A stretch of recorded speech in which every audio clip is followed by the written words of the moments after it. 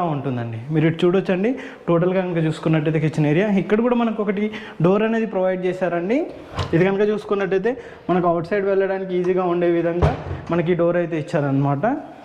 And అంతేకాకుండా మనకి ఇక్కడ ఒకటి పూజా రూమ్ లాంటిది కూడా చిన్నది సెటప్ అయితే ఇచ్చారనమాట.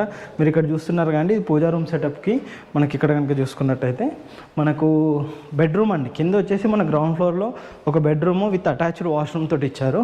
ఇది మనకు మాస్టర్ బెడ్రూమ్ అండి. మాస్టర్ బెడ్రూమ్ వచ్చేసి ఈ విధంగా ఉంటుందన్నమాట కింద కనుక చూసుకున్నట్టయితే. అండ్ ఇక్కడ మనకు కబోర్డ్స్ సిస్టమ్స్ అన్ని కనుక చూసుకున్నట్టయితే ఈ విధంగా కబోర్డ్స్ అవన్నీ వచ్చే విధంగా విత్ అటాచ్డ్ వాష్రూమ్ తోటి మనకైతే ఇక్కడ ఇచ్చారనమాట.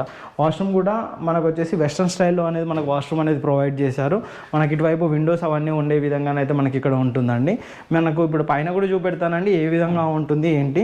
మనం కింద చూసుకున్నారు కానీ ఓవరాల్గా ఈ విధంగా ఉంటుంది అనమాట. కిందనైతే మనకి ఇక్కడ వచ్చేసి మనకు స్టేర్ కేస్ అనేది ప్రొవైడ్ చేశారు. మనకి ఇందులో లిఫ్ట్ ఫెసిలిటీ కూడా ఉంటుందండి. మీరు ఇక్కడ చూడొచ్చు ఈ విధంగా మనకి లిఫ్ట్ ఫెసిలిటీ అనేది కూడా మనకి ఇక్కడ ప్రొవైడ్ చేశారు. మనకు ఫస్ట్ ఫ్లోర్ వెళ్దామండి. ఫస్ట్ ఫ్లోర్ వెళ్ళి చూపెడతాను. ఈ త్రిబుల్ ఎక్స్ విల్లా అండి. మనకు ఫ్లోరింగ్ మార్బుల్స్ కూడా మంచి బ్లాక్ గ్రానైట్ తోటి మార్బుల్స్ అనేది మనకి ఇక్కడ ప్రొవైడ్ చేశారు.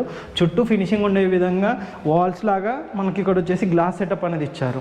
ఇది వచ్చేసి మనకి ఫస్ట్ ఫ్లోర్లో అండి. ఫస్ట్ ఫ్లోర్లో వచ్చేసి ఈ విధంగా సెటప్ అయితే ఉంటుంది అనమాట. చుట్టూ కనుక చూసుకున్నట్టయితే మనకు మీకు బ్యాక్ సైడ్లో చూడొచ్చండి. మనకు లిఫ్ట్ అయితే ఈ విధంగా ఇటువైపు వస్తుంది. స్టేర్ కేస్కి ఆనుకొని ఈ విధంగా ఉండే విధంగా ఇక్కడ వచ్చేసి మనకు